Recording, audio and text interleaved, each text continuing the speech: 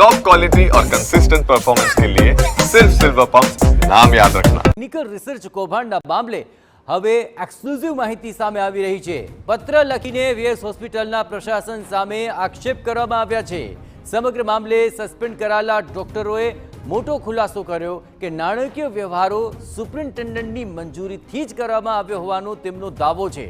ખોટા આરોપો મૂકી કારકિર્દીને નુકસાન પહોંચાડવામાં આવ્યાનો પણ આક્ષેપ કરવામાં આવ્યો।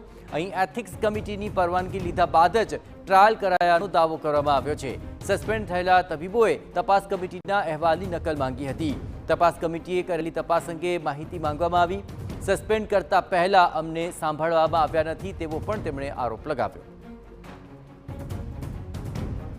તો હવે જે સસ્પેન્ડેડ તબીબો છે તેઓ પોતાની રીતે પણ મોટો ઘટસ્ફોટ કરી રહ્યા છે અને આ સમગ્ર મામલે તપાસ કમિટીના અહેવાલની તેમણે નકલ માંગી છે।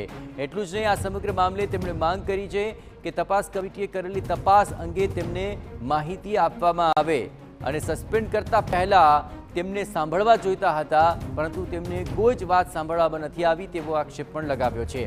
વીએસ હોસ્પિટલ ટેકનિકલ રિસર્ચ કૌભાંડ મામલે આ તમામ સસ્પેન્ડેડ ડોક્ટરોએ હવે મહત્વપૂર્ણ ખુલાસો કર્યો છે કે આ સમગ્ર મામલે જે કંઈ પણ કાર્યવાહી થઈ રહી હતી તેમાં સસ્પેન્ડ કરેલા ડોક્ટરોએ મોટો ખુલાસો કર્યો છે। એટલે કે અત્યાર સુધીની આ કાર્યવાહીને લઈને તેમણે વાંધો ઉઠાવ્યો અને પત્ર લખીને વીએસ હોસ્પિટલના પ્રશાસન સામે જ આક્ષેપ કર્યા છે।